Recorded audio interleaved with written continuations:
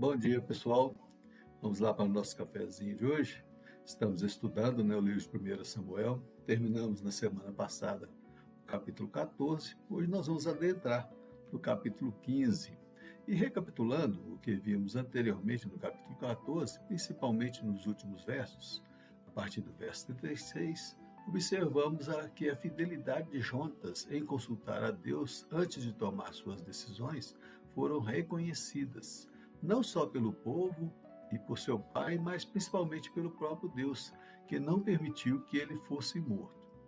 Recentemente, comentamos que o capítulo 14 mostrava a obediência de Jonatas, que se contrapondo com duas desobediências de Saul, uma citada no capítulo 13 e agora aqui vamos estudar no capítulo 15.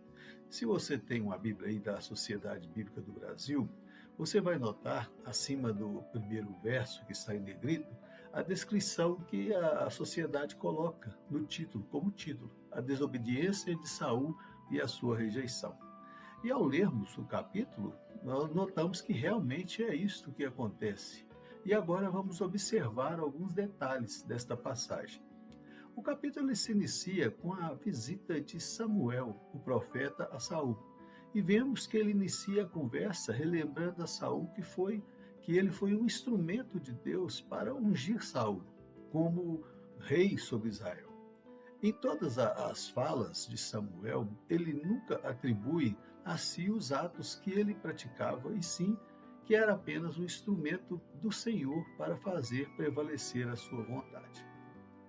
Como nós não temos pressa em terminar o nosso estudo, nós vamos observar verso a verso e ir tirando algumas lições para a nossa caminhada.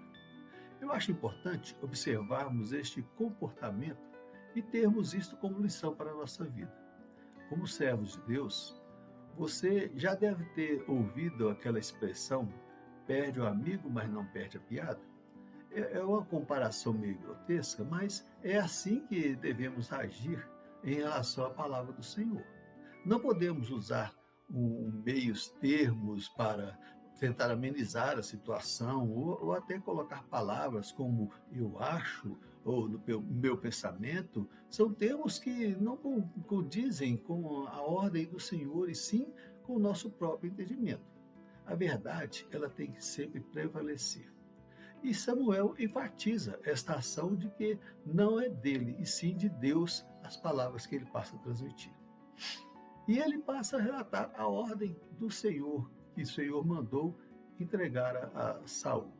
Castigarei a Amaleque pelo que ele fez a Israel, colocando-se no caminho de Israel, quando este saía do Egito.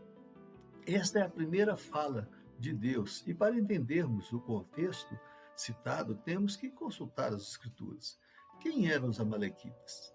Amaleque era filho de Elifaz, neto de Esaú e bisneto de Isaque. Da linhagem de Amaleque surgiu então os amalequitas.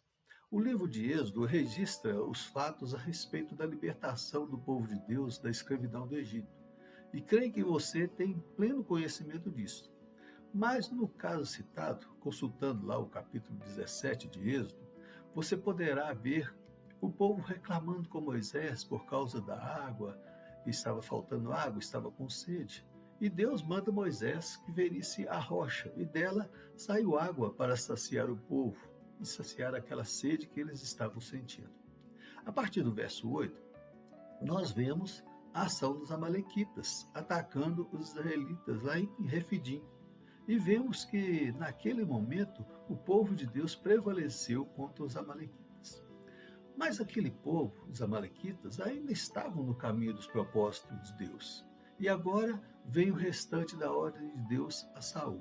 Observe aí o verso 3.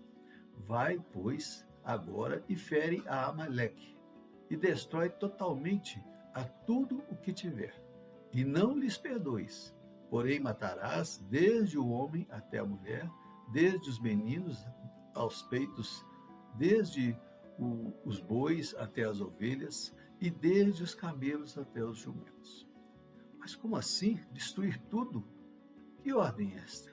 Antes de tomarmos o nosso próprio entendimento e deixar que o nosso coração nos engane, se levantando, às vezes, contra uma ação de Deus, né, que tenta procurar, temos que procurar entender, né, esse motivo, o motivo disso estar acontecendo. Lá em Deuteronômio, é um livro da lei de Deus, no capítulo 20, no verso 16 a 18, nos diz assim: Porém, das cidades destas nações, que o Senhor teu Deus te dá em herança, nenhuma coisa que tem fôlego deixarás com vida. Antes, destruí-las totalmente aos heteus e aos amorreus, e aos cananeus e aos perizeus, e aos heveus e aos jebuseus, como te ordenou o Senhor teu Deus, para que não vos ensine a fazer conforme todas as abominações que fizeram os seus deuses, e pequeis contra o vosso Deus. O objetivo de Deus nessa atitude era de preservar o seu povo para que não fosse contaminado com outras coisas que não estavam de acordo com as bênçãos que ele tinha preparado para o seu povo. Uma das coisas que Deus queria evitar era o paganismo, pregado por vários povos daquela época. O paganismo é uma religião que acredita na sacralidade da natureza e na existência de vários deuses. Os pagãos, eles celebram a interconexão de todas as coisas, vendo os seres humanos, a natureza e os seres espirituais como parte de uma rede de vida. A palavra pagão vem do latim paganus, que significa o que mora no pagos, ou seja, no campo. Os primeiros cristãos usaram o termo para se referir às religiões politeístas ligadas à natureza. Como Deus ele conhece o coração do homem, ele sabia que isto poderia acontecer e tomava decisões drásticas aos nossos olhos para evitar este mal. Mas ao lermos o Velho Testamento, compreendemos que esta ação de nada adiantou, pois mesmo assim o povo escolhido se desviava da vontade de Deus. Como seres humanos, falho e pecador como sou, por um lado, às vezes me questiono se realmente haveria necessidade de uma ação tão drástica. Mas quando me olho no espelho e vejo o quão miserável sou e pecador que sou, quando os meus olhos, meus pensamentos, meus gestos me direcionam para o mal, sinto que a morte seria um preço muito baixo a ser pago, pois certamente eu não teria condições de sanar a minha dívida com o Pai por tantos benefícios que Ele me proporcionou. Mas, por outro lado, quando observo a cruz vazia, eu me recordo que o Pai enviou seu Filho para pagar o preço que eu não tinha condições de pagar. Sabendo que ele veio para salvar e resgatar o perdido, todo aquele que crê nele não perece, mas tem a vida eterna. Então o homem mudou? Com certeza não. Ele continua pecador, como sempre foi. Deus é que manifesta sua misericórdia sobre as nossas vidas, nos poupando das ações praticadas no passado.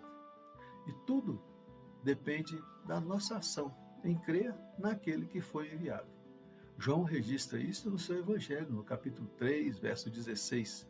Porque Deus amou o mundo de tal maneira que deu seu Filho unigênito, para que todo aquele que nele crê não pereça, mas tenha a vida eterna. Aí vem interessante a individualidade de se buscar a Deus e crer na sua promessa. Sua família, seus bens, seus animais, mas não tem parte nisso mais. É você com Deus, o que chamamos de salvação individual. Outra pessoa, ela não vai pagar o preço por mim. Isso é entre eu e Deus. É a decisão minha que eu devo tomar. Portanto, não pensemos que, às vezes, Deus faz coisas drásticas na nossa vida. Não. Ele nos protege, nos preserva do mal que o inimigo tenta colocar na nossa vida. Amém? Nós vamos ficar por aqui hoje. E domingo que vem nós continuamos com o nosso cafezinho. Tá bom? Tchau, pessoal. Estude bastante a palavra aí. E até domingo que vem, se Deus assim nos permitir.